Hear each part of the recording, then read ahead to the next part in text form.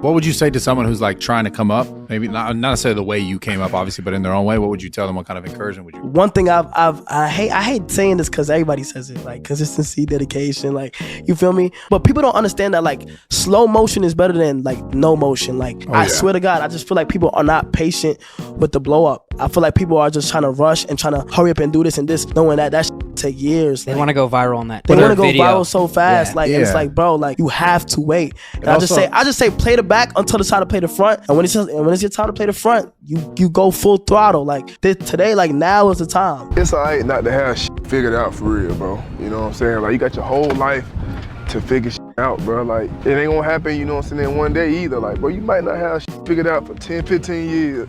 And then next day you got everything figured out. And everybody sitting here looking at you wondering, how the hell you figured all this shit out whole time? They not knowing that this shit took you a long time, bro. This shit took you a long time.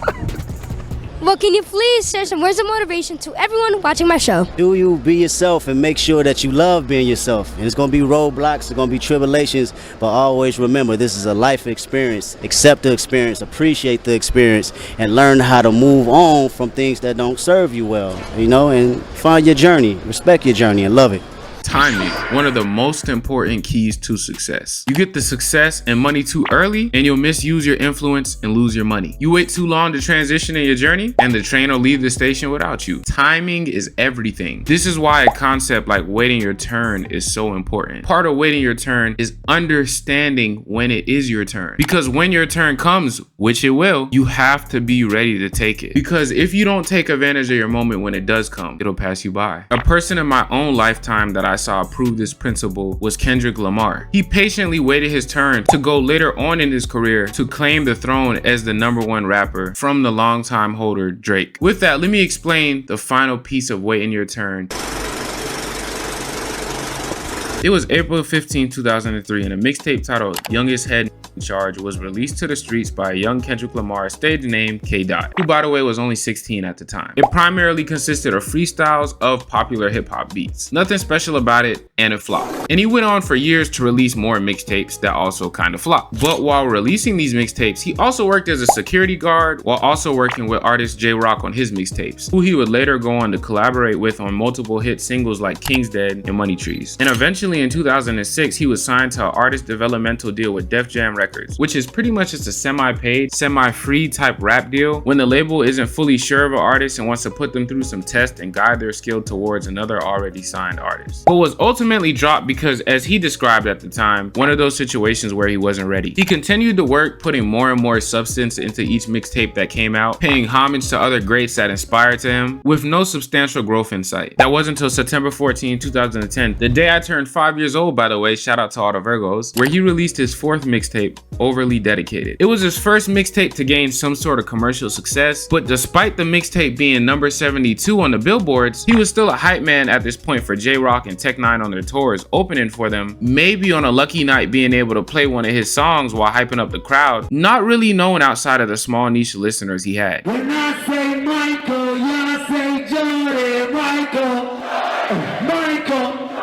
But after Dr. Dre saw the music video on YouTube to his song Ignorance is Bliss, he reached out to have Kendrick Lamar come and help him on his unreleased album. And not too long after that, on July 22nd, 2011, he released his debut studio album, Section 80. It was his first project to chart on the Billboard 200, but only sold 5,000 copies first week and got minimal media coverage. But it wasn't too long until he would later go on to sign a joint major record deal with Interscope Records. And on October 22nd, 2012, he went on to release Good Kid, Mad City, an album that told the story of not only Kendrick Lamar, but so many other kids in the city of Compton that were once innocent turned thugs, drug dealers due to their conditions needing to survive. It was a conscious look on his life growing up like Section 80, but it also had that poppy radio feel that an album needed to get commercial success, which it did, debuting at number 2 on Billboard 200. And here's when he started to become commercially known outside of LA. Yet at the Grammys that year, despite him having the best rap album, he was not awarded it, and it was instead given to Macklemore, who publicly stated that Kendrick Lamar was robbed, and it was because this was a white ran event. And the Grammy goes to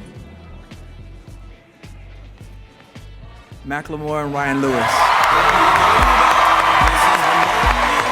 Still though, Kendrick Lamar still had a bunch of public and commercial success. But despite him being at the peak of his career, he began to have nervous breakdowns, survival's guilt, because while he was out seeing the world performing, his friends and family were still back at home stuck in poverty and dying. He ended up trying to live two lives at once, which ultimately made him lose himself. But it was through this traumatic identity crisis he birthed one of the greatest rap albums of our generation, titled To Pimp a Butterfly, which was released on March 15th, 2015. A conscious rap album about the social issues in America, and also a lifelong story about any industry that involves artists. It debuted at #1 on Billboard 200, and he was sent into stardom. He won the Grammy that he was robbed of and held the most Grammy nominations for a male rap artist in one night ever. But what ultimately sent him into icon status was his 4th studio album titled Damn, released on April 14th, 2017, which gained immediate worldwide success as it was his most commercially sounding album.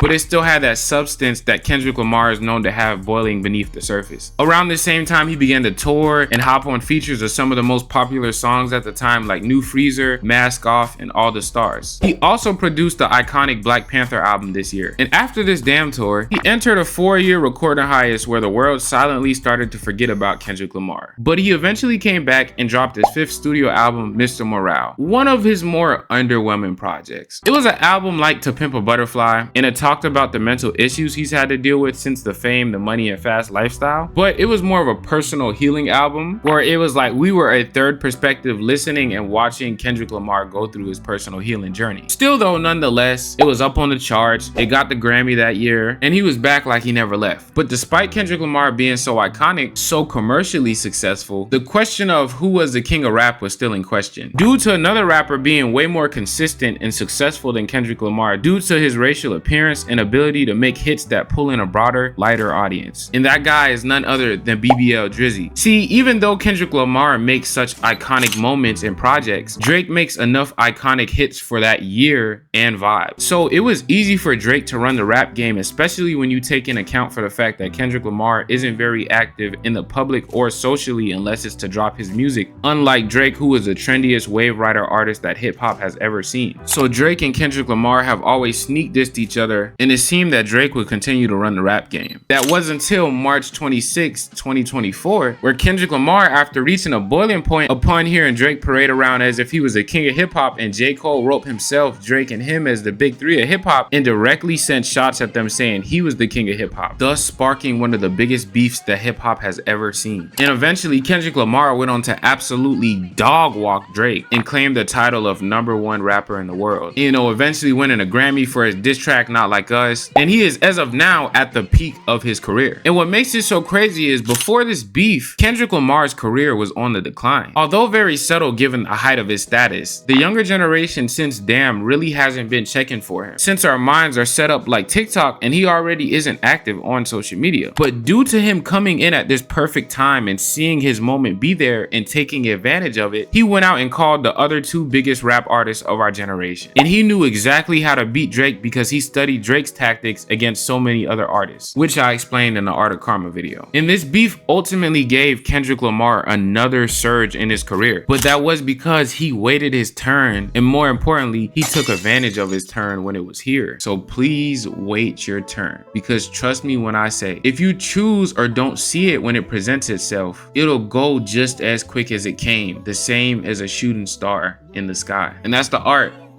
Waiting your turn. I appreciate y'all so much for me rocking out on this trilogy. You know what I'm saying? This is our Waiting Your Turn 3. I know y'all love this series, and I'm glad I can end it off with a banger. So, you know, I appreciate you all so much for the love lately. Go check out my playlist where you can see these in chronological order. They build upon each other. And check out my Twitch and my Instagram because I'm gonna start streaming soon. So with that, I appreciate you all so much. I appreciate the love, and I'll see y'all boys in the next one.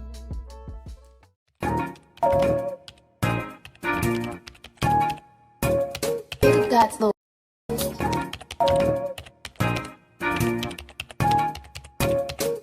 right, drop the beat.